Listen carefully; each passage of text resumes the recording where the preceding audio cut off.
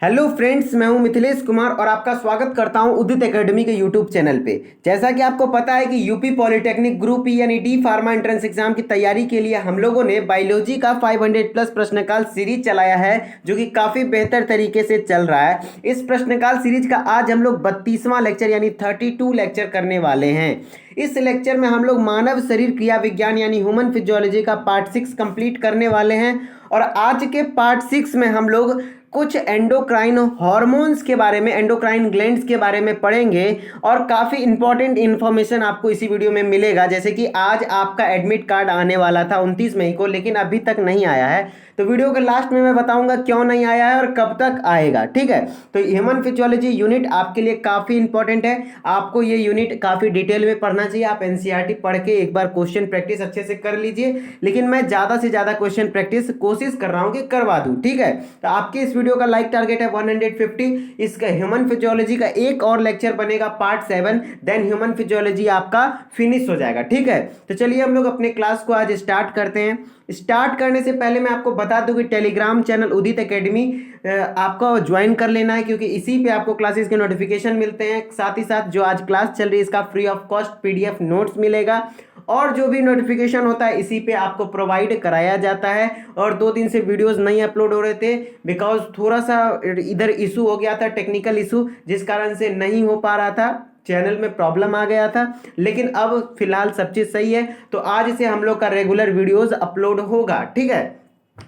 चलिए हम लोग बात करते हैं आपके यूपी पॉलिटेक्निक का जो एडमिट कार्ड है उस पर भी बात करेंगे। पहले हम लोग पढ़ाई कर लेते हैं, ठीक है। आप सभी लोग इत्मीनान से आंसर दीजिएगा लाइव में, लाइव चैट में, ठीक है। हम लोग पहले क्लास कर लेते हैं, देन जब क्लास कंप्लीट कर लेंगे तो आपको मैं यूपी पॉलिटेक्निक एडमिट कार्ड के बारे में इंफॉर्मेशन दे दूंगा, ठीक है। चलिए, पीनियल ग्रंथि कहाँ स्थित होती है? सबसे पहला क्वेश्चन है, पीनियल ग्रंथि कहाँ स्थित होती है? मैंने कुछ एंडोक्राइन ग्लैंड्स यानी अंतःस्रावी ग्रंथि, देखिए मैं पिछले क्लास जो देखे हैं उनको ज़्यादा बेटर आज लगेगा। क्यों? क्योंकि पिछले क्लास से रिलेटेबल टॉपिक है, समझ रहे हैं ना। तो देखिए, एंडोक्राइन ग्लैंड्स यानी अंतःस्रावी ग्रंथि, जो वो अंतःस्रावी ग्रंथियों के कुछ नाम मैंने याद करने के लिए बोला था, वो कौन कौन से थे? तो हाइपोथैलेमस ग्लैंड थे, पीनियल ग्लैंड थे और पिट्यूटरी ग्लैंड थे। और आपको उसका पोजीशन भी याद रखना है। तो ये तीनों ग्लैंड कहाँ है? एंडोक्राइन है और मस्तिष्क में पाए जाते हैं। फिर एक है थायराइड एंड पैराथायराइड, ये नेक में पाए जाते हैं, गर्दन के पास। एक थाइमस है जो कि हमारे थोरेसिक चैम्बर में पाया जाता है, यानी हमारे फेफड़े के पास पाया जाता है। फिर है एक पेनक्रियाज, जिसके बारे में आज डिटेल से पढ़ेंगे। पेनक्रियाज का स्पेशल क्लास चलेगा आज,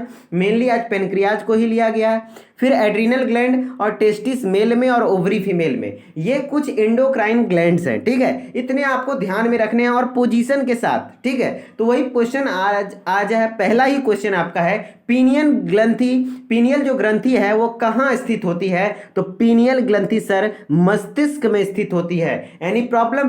पीनियल ग्रंथि मस्तिष्क में स्थित होती है। और पिट्यूटरी भी कहाँ होती है? मस्तिष्क में। और हाइपोथैलेमस भी कहाँ होती है? मस्तिष्क में। तो मस्तिष्क में पाई जाने वाली 3 ग्रंथि है जो कि एंडोक्राइन है, अंतःस्रावी ग्रंथि है, वो कौन कौन सा है? मेरे साथ बोलिए आप लोग, ऐसा रहना चाहिए जैसे ऑफलाइन क्लास चल रहा हो, मैं बोलूँ आपको भी रिपीट करना है। तो मस्तिष्क में पाया जाने वाला 3 एंडोक्राइन ग्लैंड कौन कौन सा है? एक हाइपोथैलेमस है, दूसरा पीनियल है, तीसरा पिट्यूटरी है। सबसे इंपॉर्टेंट टॉपिक यही हो जाता है कि कहाँ अवस्थित होता है, ठीक है।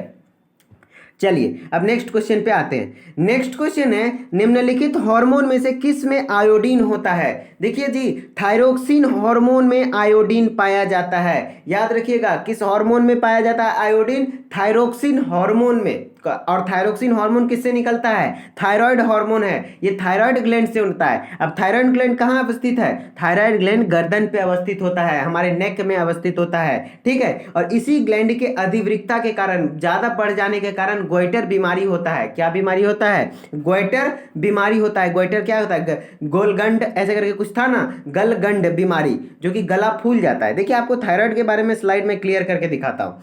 ये जो थायराइड हार्मोन है ये आपको ध्यान रखने हैं। देखिए थायराइड हार्मोन से आपको फंक्शनलिंग एक तरीके से क्वेश्चन इस तरीके से भी आ सकता है कि जैसे ये थायराइड ग्लैंड है, कुछ इस प्रकार का ग्लैंड होता है, ठीक है। इससे 3 प्रकार के हार्मोन रिलीज होते हैं। एक होता है T3 हार्मोन, एक होता है T4 हार्मोन, एक होता है कैल्सीटोनिन, ठीक है। T3, T4 and calcitonin. और इसमें से T4 हार्मोन को हम लोग क्या कहते हैं, थायरोक्सिन हार्मोन कहते हैं। ये जो T4 हार्मोन है उसको ही हम लोग क्या कहते हैं, थायरोक्सिन हार्मोन कहते हैं। और इसी थायरोक्सिन में क्या होता है, आयोडीन होता है। क्या होता है, आयोडीन होता है। जो कि क्वेश्चन यही था कि थायरोक्सिन युक्त आयोडीन युक्त हार्मोन कौन सा है, तो वो कौन सा है, थायरोक्सिन हार्मोन है। क्लियर। और क्या आपको याद रखना है, आपको कुछ फंक्शनिंग याद रखना है कि कैसे फंक्शन करता है थायराइड ग्लैंड। चलिए आज हम लोग आपको समझाते हैं ना कि किस तरीके से थायराइड ग्लैंड एक्टिव होता है। जैसे देखिए ये हाइपोथैलेमस ग्लैंड है, ये हाइपोथैलेमस क्या करता है, TRH हार्मोन रिलीज करता है। क्या करता है, TRH हार्मोन रिलीज करता है, जिसको हम लोग क्या कहते हैं, थायराइड रिलीजिंग हार्मोन। देख लीजिए ऊपर में फुल फॉर्म सबका लिखा हुआ है, थायराइड रिलीजिंग हार्मोन। वो हार्मोन कहाँ जाता है, पिट्यूटरी के पास। किसके पास जाता है, पिट्यूटरी के पास। और पिट्यूटरी ग्लैंड देन क्या रिलीज करता है, TSH, जिसको हम लोग थायराइड स्टिमुलेटिंग हार्मोन कहते हैं। क्या कहते हैं, थायराइड स्टिमुलेटिंग हार्मोन। देन वो थायराइड स्टिमुलेटिंग हार्मोन यानी TSH थायराइड को एक्टिव करता है। देन थायराइड वो क्या हार्मोन रिलीज करता है, T3, T4 एंड कैल्सिटोनिन। इस तरीके से कुछ थायराइड हार्मोन एक्टिवेट होता है, थायराइड ग्लैंड एक्टिवेट होता है। ठीक है, तो हो सके आपका इस तरीके से भी क्वेश्चन आ जाए कि थायराइड ग्लैंड किससे एक्टिवेट होता है, तो थायराइड स्टिमुलेटिंग हार्मोन से। फिर TSH हार्मोन किससे रिलीज होता है, तो पिट्यूटरी ग्लैंड से। फिर पिट्यूटरी ग्लैंड को कौन एक्टिवेट करता है थायराइड के लिए, तो भैया हाइपोथैलेमस कौन करता है। क्या सभी चीजें क्लियर है किस तरीके से थायराइड ग्लैंड वर्क कर रही है। एक बार मैं समराइज कर देता हूं। देखिए ये जो थायराइड ग्लैंड है ये हमारे गर्दन के पास प्रेजेंट होता है। इसमें 3 तरीके का हार्मोन रिलीज होते हैं। कौन कौन से, T3 हार्मोन, T4 हार्मोन और कैल्सिटोनिन। और इसी T4 हार्मोन को हम लोग थायरोक्सिन हार्मोन कहते हैं। क्या कहते हैं, थायरोक्सिन हार्मोन कहते हैं। और यही थायरोक्सिन हार्मोन क्या होता है, आयोडीन युक्त हार्मोन है। ठीक है, क्लियर। चलिए अब लोग नेक्स्ट क्वेश्चन पे आते हैं। नेक्स्ट क्वेश्चन है, शरीर की सबसे बड़ी अंतःस्रावी ग्रंथि कौन सी है। एक बच्चे थे, एक शायद गुरु जी थे, गुरु मतलब नाम से उनका आईडी है, वही शायद बोले थे कि कंफर्म कर दीजिए। देखिए ये क्वेश्चन मैं लेने ही वाला था, जो कि आज के लिए क्वेश्चन डिसाइडेड था कि अंतःस्रावी ग्रंथि सबसे बड़ी कौन सी है, तो भैया थायराइड ग्रंथि है। कौन सी है, थायराइड ग्रंथि। ऐसे ही देख लो कि थायराइड ग्रंथि को आप ऐसे भी देख सकते हो। कोई भी लड़का है उसका गला पे देखिएगा एक एडम्स एप्पल होता है, वो क्या है, वो जो मतलब गला के पास एक ढेकी बना होता है, तो वो क्या होता है, वही तो है थायराइड ग्लैंड। तो सबसे बड़ी ग्रंथि थायराइड ग्रंथि है। और सबसे छोटी ग्रंथि कौन सी है, पिट्यूटरी ग्रंथि है, जो कि एक मटर के दाने के बराबर होती है। ठीक है, और पिट्यूटरी को ही मास्टर ग्लैंड भी कहा जाता है। तो शरीर की सबसे बड़ी अंतःस्रावी ग्रंथि बोलेगा तो थायराइड ग्लैंड, सबसे छोटी बोलेगा तो पिट्यूटरी ग्लैंड। ओके, कोई दिक्कत नहीं। चलिए नेक्स्ट क्वेश्चन में आते हैं। क्या सभी बच्चों को क्लास समझ में आ रहा है, अगर आ रहा है तो आप लोग यस लिखिए। ठीक है, तब हम लोग आगे कंटिन्यू करते हैं। और आ रहा होगा, मैं बेहतर तरीके से समझाने की कोशिश कर रहा हूं। तो चलिए क्वेश्चन है, निम्नलिखित में से, take 1 second, technical problem, take 1 second, yes अब सही है, अब सही है। निम्नलिखित में से कौन सी ग्रंथि अश्रु स्रावित करती है। देखिए कौन सी ग्रंथि जो है आंसू स्रावित करती है, तो आपको लेक्राइमल ग्रंथि है। कौन सी ग्रंथि है, लेक्राइमल ग्रंथि है, जो कि कुछ इस प्रकार से पोजिशनल होता है और वहां से ये आंसू निकलता है आंख में। ठीक है, तो लेक्राइमल ग्लैंड क्या आंसू निकलता है, क्या स्रावित करती है, आंसू स्रावित करती है। तो आंसू स्रावित करने वाली ग्लैंड को हम लोग क्या कहते हैं, लेक्राइमल ग्लैंड कहते हैं। क्लियर।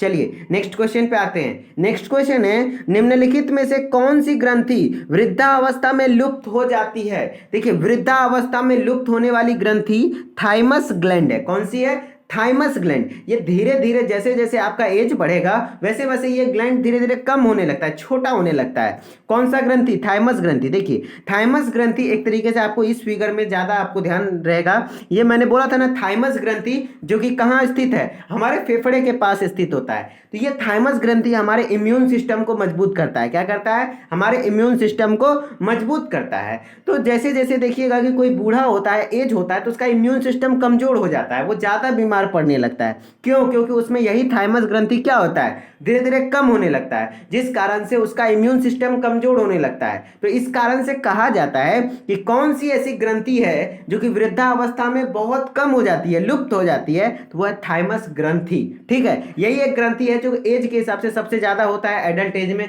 उसके बाद जैसे जैसे आपका एज बढ़ेगा ये थाइमस ग्रंथि धीरे धीरे कम होने लगेगी और आपका इम्यून सिस्टम कमजोर हो जाएगा। ठीक है, चलिए नेक्स्ट क्वेश्चन में आते हैं, माता जनन हार्मोन है, माता जनन हार्मोन सर एस्ट्रोजन है, प्रोजेस्टेरॉन है, रिलैक्सिन है। जी हाँ, तीनों हार्मोन माता जनन हार्मोन हैं, तो आंसर हो जाएगा उपर्युक्त सभी। तो जितने भी माता जनन हार्मोन है ये तीनों हैं, एस्ट्रोजन, प्रोजेस्टेरॉन और रिलैक्सिन हार्मोन। ठीक है, चलिए नेक्स्ट क्वेश्चन पे आते हैं। नेक्स्ट है नर लैंगिक हार्मोन है, तो नर का जो लैंगिक हार्मोन है वो टेस्टोस्टेरोन है सर। कौन सा है? टेस्टोस्टेरोन है। तो नर लैंगिक हार्मोन बोलेगा तो आपका आंसर चला जाएगा टेस्टोस्टेरोन। ठीक है, चलिए नेक्स्ट क्वेश्चन पे आते हैं हम लोग। नेक्स्ट क्वेश्चन है, कौन सा हार्मोन लड़ो उड़ो कहलाता है? देखिए लड़ो उड़ो हार्मोन, लड़ो हार्मोन के, एक सेकंड कुछ गलती लिखा गया है, लड़ो हार्मोन सिर्फ लिखा गया है, लेकिन लड़ो उड़ो हार्मोन बोला जाता है, जैसे कि फ्लाइट एंड फ्राइट हार्मोन।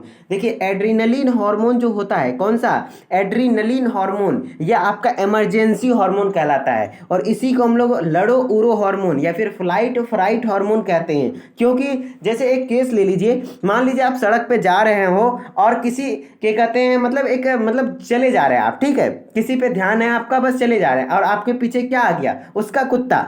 ठीक है, और कुत्ता आपको दौड़ा दिया। कुत्ता दौड़ाएगा तो आप अचानक से दौड़ोगे ना, दौड़ोगे तो दौड़ने के टाइम में क्या होगा? आपका ब्लड, क्या कहते हैं, ब्लड पंप ज्यादा होने लगेगा, आपके बॉडी में ब्लड सर्कुलेशन बढ़ जाएगा।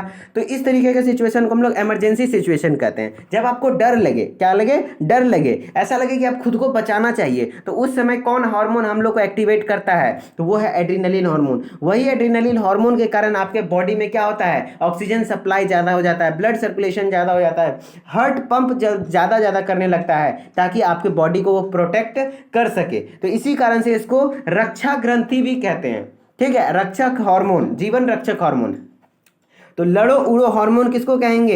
एड्रीनलिन हार्मोन को कहेंगे। इमरजेंसी हार्मोन किसको कहेंगे? तो एड्रीनलिन हार्मोन को ही कहेंगे। ठीक है, चलिए नेक्स्ट क्वेश्चन, जीवन रक्षक हार्मोन किस ग्रंथि से स्रावित होती है? तो देखिए जीवन रक्षक हार्मोन कौन सा था? एड्रीनलिन हार्मोन था। और एड्रीनलिन हार्मोन किससे स्रावित होगा? एड्रीनल ग्लैंड से। जैसे कि एड्रीनल ग्लैंड कौन सा है? देखिए किडनी के पास जो ग्लैंड होता है उसी को ना एड्रीनल कहते हैं। आपको दिख रहा होगा ये एड्रीनल ग्लैंड है ना, इसी से रिलीज होता है एड्रीनलिन हार्मोन। और वही एड्रीनलिन हार्मोन क्या है? इमरजेंसी हार्मोन है। इमरजेंसी हार्मोन कहने का तात्पर्य यह हुआ कि यदि आप कोई विकट परिस्थिति में पड़ते हैं तो वहां पे जो आपको प्रोटेक्ट करता है, आपका दिमाग काम करता है, वो किसके कारण होता है? एड्रीनलिन के कारण होता है। ठीक है, चलिए नेक्स्ट क्वेश्चन पे अब आते हैं हम लोग। नेक्स्ट क्वेश्चन है जो कि सबसे मेन इंपॉर्टेंट आज का लेक्चर होने वाला था इसी टॉपिक पे, जो कि मैं करवाने वाला हूं। पहले क्वेश्चन देखिए, मानव शरीर की कौन सी ग्रंथि एक साथ अंतःस्रावी तथा बाह्यस्रावी दोनों की तरह कार्य करती है?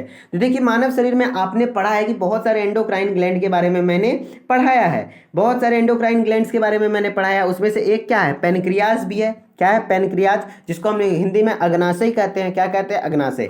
ये अग्नाशय यूनिक है। ये अग्नाशय एक्चुअली में एंडोक्राइन सिर्फ नहीं है, ये दोनों तरीके से काम करता है, एक्सोक्राइन के तरीके से यानी अंतःस्रावी के तरीके से भी और बाह्यस्रावी के तरीके से भी। ठीक है, तो ये पेनक्रियाज के बारे में ही डिटेल में पढ़ना है इस क्वेश्चन में, कि ये जो पेनक्रियाज है यानी क्या अग्नाशय है, ये अग्नाशय दोनों के जैसा काम करता है, अंतःस्रावी एंड बाह्यस्रावी। तो आंसर हो जाएगा क्या? अग्नाशय। कि मानव शरीर की कौन सी ग्रंथि एक साथ अंतःस्रावी तथा बाह्यस्रावी दोनों जैसा काम करती है? तो आपका आंसर क्या हो जाएगा? अग्नाशय हो जाएगा। जैसे कि मैं आपको एक क्लियर स्लाइड में दिखाता हूं, वहां पे क्लियर नहीं हो रहा था ना। चलिए अब हम लोग पेनक्रियाज यानी अग्नाशय के बारे में थोड़ा सा डिटेल से पढ़ेंगे। थोड़ा सा मैंने आपके लिए ये स्लाइड रेडी किया है कि आपको इससे यहाँ पे जितने लाइन है ना, हर लाइन से क्वेश्चन बनेगा, हर लाइन से क्वेश्चन बनेगा। मतलब समझ लीजिए कि काफ़ी इंपॉर्टेंट है। आज के क्लास का मेन पोर्शन ही यही है। ठीक है, आपको ध्यान से इत्मीनान से सुनना है। देखिए जो पेनक्रियाज है इसी को हम लोग क्या कहते हैं? अग्नाशय कहते हैं। क्या कहते हैं? अग्नाशय कहते हैं। और उसी अग्नाशय के बारे में हम लोग पढ़ने वाले हैं। ये जो अग्नाशय है आपको दिख रहा है, पत्ती नुमा आकार का होता है। ये अग्नाशय दोनों के जैसा काम करता है। किसके जैसा भैया? एंडोक्राइन यानी अंतःस्रावी और बाह्यस्रावी दोनों के जैसा काम करता है, वही चीज। और यदि कोई ग्लैंड, यदि कोई ग्रंथि दोनों के जैसा काम करे तो उसको हम लोग हेटेरोक्राइन ग्लैंड कहते हैं। क्या कहते हैं? हेटेरोक्राइन ग्लैंड। क्वेश्चन यहीं से बन गया, यदि कोई ग्रंथि दोनों के जैसा वर्क करे, एक्सोक्राइन यानी अंतःस्रावी और बाह्यस्रावी और एंडोक्राइन अंतःस्रावी के जैसा दोनों के जैसा काम करे, तो उसको हम लोग क्या कहते हैं? हेटेरोक्राइन ग्लैंड कहते हैं, जो कि क्या है? पेनक्रियाज है। देखिए क्या लिखा हुआ है, it is heterocrine gland, exocrine and endocrine gland. ठीक है, the endocrine part of pancreas known as islets of Langerhans.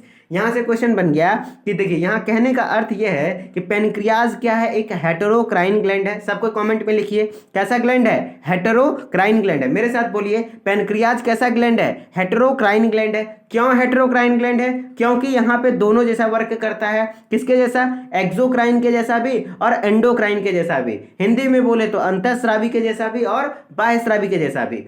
लेकिन जो ये पेनक्रियाज है उसका आज हम लोग किसके बारे में डिस्कस करेंगे, एंडोक्राइन पार्ट के बारे में। तो जो एंडोक्राइन पार्ट है उस पार्ट को हम लोग क्या कहते हैं, आइसलेट्स ऑफ लैंगरहैंस। क्या कहते हैं, आइलेट्स ऑफ लैंगरहैंस कहा जाता है। पेनक्रियाज का जो एंडोक्राइन पार्ट है यानी अंतःस्रावी पार्ट है उसको हम लोग आइसलेट्स ऑफ लैंगरहैंस के नाम से जानते हैं। क्लियर, यहां से क्वेश्चन इतने बनेंगे। अब चलिए हम लोग आगे बढ़ते हैं, एकदम क्वेश्चन का भंडार है ये स्लाइड। ठीक है, आइलेट्स ऑफ लैंगरहैंस। फिर कहता है it has two types of cell. यहाँ पे देखिए दो तरीके का सेल होता है। आइलेट्स ऑफ लैंगरहैंस की बात कर रही है, जो आइलेट ऑफ लैंगरहैंस है ना, एंडोक्राइन पार्ट, यहाँ पे दो तरीके के सेल होते हैं। कितने तरीके के, दो तरीके के। एक होता है बीटा सेल, एक होता है अल्फा सेल। क्या क्या होता है, beta cell and alpha cell, which forms hormone insulin and glucagon respectively. तो इसमें जो बीटा सेल है, कौन सा सेल, बीटा सेल इंसुलिन बनाता है और अल्फा सेल ग्लूकागोन बनाता है।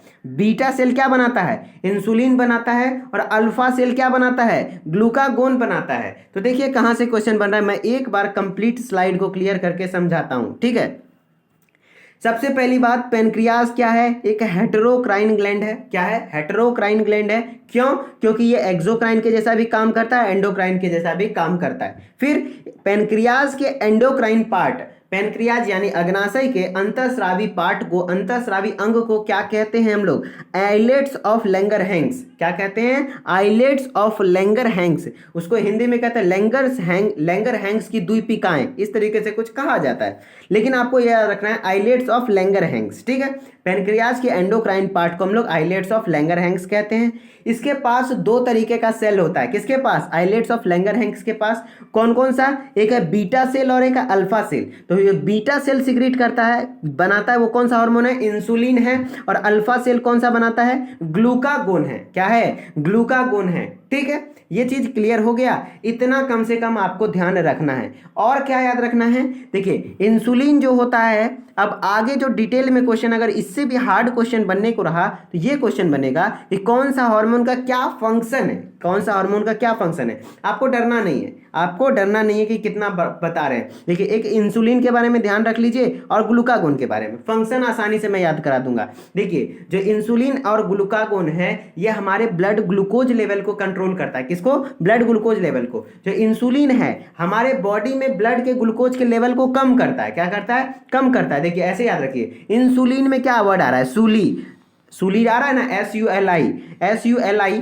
तो सूली पे किसी को चढ़ाते हैं हम, ये ट्रिक है, ये ट्रिक है आपको याद रखने का कि अगर किसी को हम सूली पे चढ़ाएंगे तो धीरे धीरे जनसंख्या क्या होगा, कम होगा। क्या होगा, कम होगा। तो उसी तरीके से इंसुलिन क्या करेगा, कम करेगा। क्या चीज कम करेगा, ब्लड शुगर लेवल को। किसको, ब्लड शुगर लेवल को। ठीक है, कैसे करेगा उतना आपको ध्यान नहीं रखना है। यहाँ पे वो भी लिखा हुआ है कि ग्लूकोज को ग्लाइकोजन में कन्वर्ट करके लीवर में स्टोर करेगा। तो इतना आपको नहीं समझ में आ रहा है तो कोई दिक्कत नहीं। इंसुलिन क्या करेगा, ब्लड ग्लूकोज लेवल को, ब्लड शुगर लेवल को कम करेगा, और ग्लूकागोन क्या करेगा, वो हाई करता है, ब्लड में ग्लूकोज के लेवल को बढ़ाता है। तो इस तरीके से आपको यहां से क्वेश्चन बनेगा। मैं एक बार क्लियर करके स्लाइड को फिर से एक बार समराइज करता हूं। क्या सभी बच्चे को समझ में आया, क्या सभी बच्चे को समझ में आ रहा है कि कितने तरीके के क्वेश्चन बन रहे हैं। चलिए मैं आपको पूछते चलूंगा, आपको जवाब देते चलना है, जस्ट लाइक ऑफलाइन क्लास। जैसे कि मैं ऑफलाइन क्लासेस लेता हूं तो वहां पे बच्चे को मैं पूछता हूं। यहाँ ऑनलाइन और ऑफलाइन में यही अंतर हो जाता है कि हमें यही नहीं पता चल पाता है ना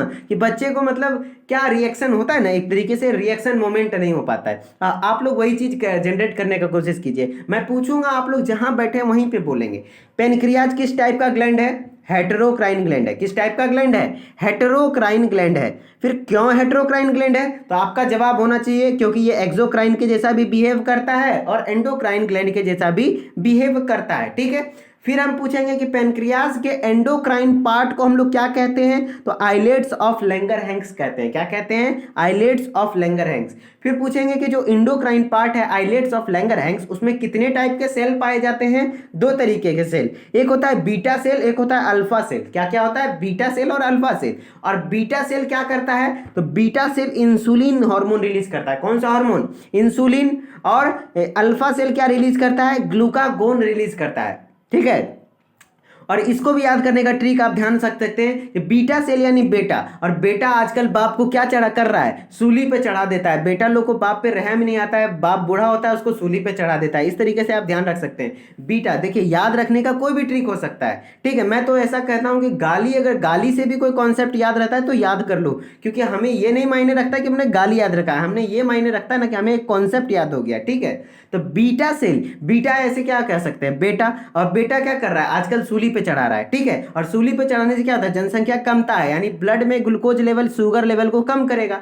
तो बीटा सेल क्या सिक्रेट करता है, इंसुलिन। और अल्फा सेल क्या सिक्रेट करता है, ग्लूकागोन। ठीक है, अब इंसुलिन का काम क्या है, ब्लड शुगर लेवल को क्या करेगा, कम करेगा। क्यों, क्योंकि सूली है, सूली पे चढ़ाने से क्या होता है, कम होता है। ये ट्रिक है। ठीक है, फिर ग्लूकागोन क्या करेगा, ब्लड में ग्लूकोज के लेवल को इंक्रीज करेगा। ठीक है, अगर कॉन्सेप्ट क्लियर हो गया है तो कोई दिक्कत नहीं, आपको पता चल जाएगा। मैं इसी से रिलेटेड बहुत सारे क्वेश्चंस लिया हूं, देख लीजिए। पहला क्वेश्चन है, निम्नलिखित में से कौन सा एक हार्मोन है। एकदम इजी सा क्वेश्चन है, कौन सा एक हार्मोन है। देखिए लोग कंफ्यूज इसलिए हो जाते हैं कि हार्मोन है कि नहीं है इंसुलिन, क्योंकि ये जो पेनक्रियाज है यानी अग्नाशय है, ये दोनों तरीके से वर्क करता है, एक्सोक्राइन के जैसा भी और इंडोक्राइन के जैसा भी। तो पेनक्रियाज से कुछ एंजाइम भी रिलीज होते हैं और हार्मोन भी रिलीज होते हैं। ठीक है, तो उसमें जो इंसुलिन है, कौन सा इंसुलिन है, वो एक हार्मोन है जो कि कौन सिक्रीट करता है, बताइए तो आप लोग, कौन सिक्रीट करता है भैया, इंसुलिन यानी बीटा सेल। कौन, बीटा सेल, क्योंकि इंसुलिन सूली पे कौन चढ़ाता है, बेटा लोग चढ़ाता है, तो बीटा सेल। तो हार्मोन जो इंसुलिन हार्मोन कौन सिक्रीट करता है, बीटा सेल सिक्रीट करता है। ठीक है, चलिए नेक्स्ट क्वेश्चन पे आते हैं हम लोग। नेक्स्ट क्वेश्चन है, निम्नलिखित में से किस कोशिका से इंसुलिन स्रावित होती है। किस कोशिका से सर, बीटा कोशिका से। कोई दिक्कत, देख रहे क्वेश्चन कैसे बनता है, बीटा कोशिका से इंसुलिन स्रावित होती है। ठीक है, चलिए नेक्स्ट क्वेश्चन पे आते हैं। नेक्स्ट क्वेश्चन है, इंसुलिन उत्पादित होता है, देखिए सबसे मेन टॉपिक है इंसुलिन। जो डायबिटीज वाला पेशेंट होता है जिसमें ब्लड शुगर लेवल हाई होता है, तो उसको इंसुलिन का इंजेक्शन या फिर टैबलेट दिया जाता है ताकि वो उसमें ब्लड के शुगर के लेवल को कम करे।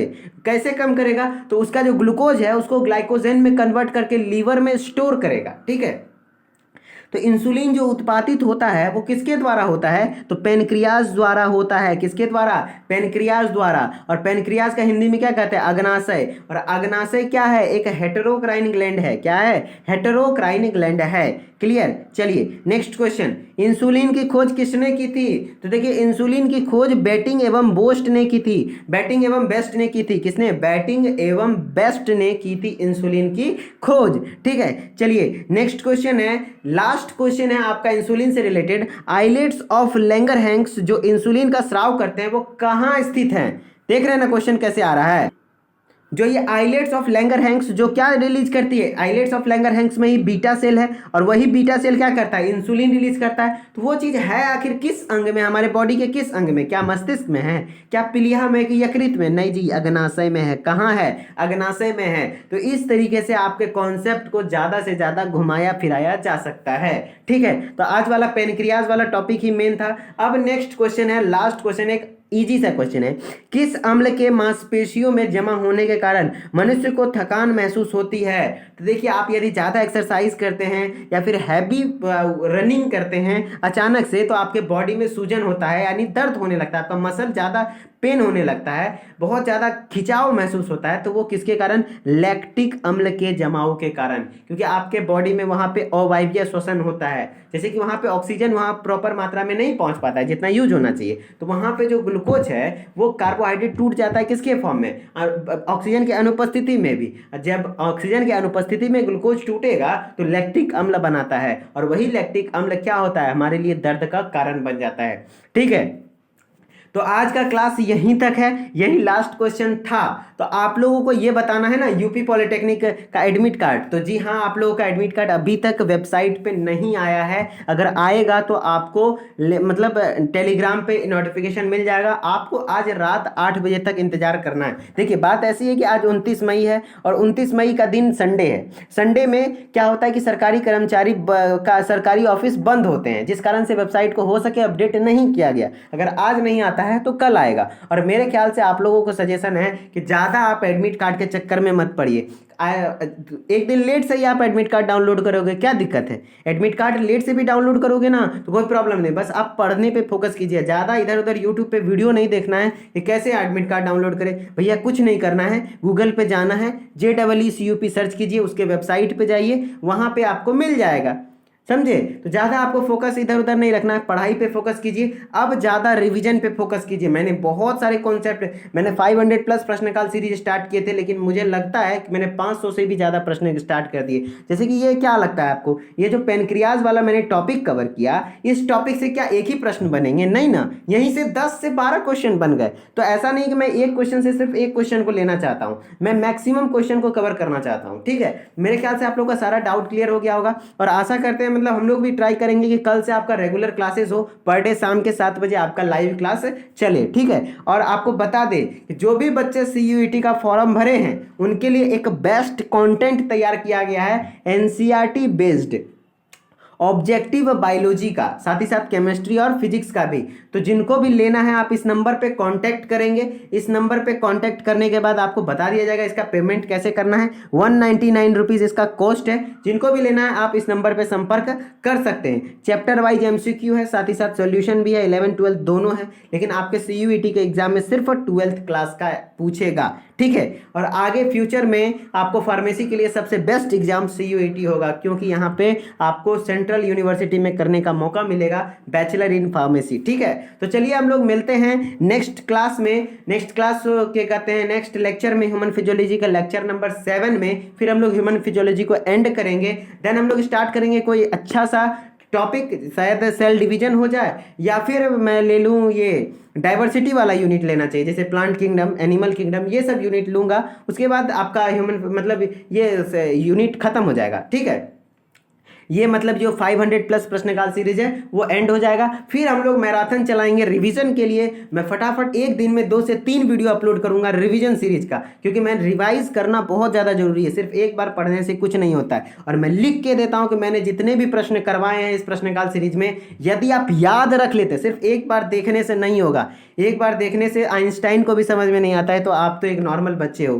ठीक है, तो एक बार देखने से होगा। यदि आप याद रख लेते हैं इतने कंटेंट को, तो मैं दावे के साथ कहता हूं कि आप एग्जाम में 35 से 40 क्वेश्चन जरूर सही करके आएंगे और मेरे थॉरोली बोले हुए क्वेश्चंस आएंगे। ठीक है, क्योंकि मैंने बहुत सारे कॉन्सेप्ट को कवर किया है। नहीं 35 से 40 तो कम से कम 30 क्वेश्चन तो कंफर्म है कि मेरे बोले हुए से आएगा, लेकिन आपको याद रहना चाहिए। आपको सुना सुना वहां क्वेश्चन जरूर लगेगा। ठीक है, तो आपको जो भी लेना है CUET का कोर्स, वो इस नंबर पे संपर्क कीजिएगा। ठीक है, तो हम लोग मिलते हैं ह्यूमन फिजियोलॉजी के लेक्चर नंबर 7 में। एडमिट कार्ड के लिए ज़्यादा बौखना नहीं है, थोड़ा लेट भी होगा तो कोई दिक्कत नहीं है, अच्छे से निकल जाएगा। आपको नोटिफिकेशन दे दिया जाएगा, टेलीग्राम चैनल पे ज्वाइन कर लीजिए, आप जाके डाउनलोड कर लीजिएगा। ठीक है, तो ओके बाय, मिलते हैं नेक्स्ट वीडियो में।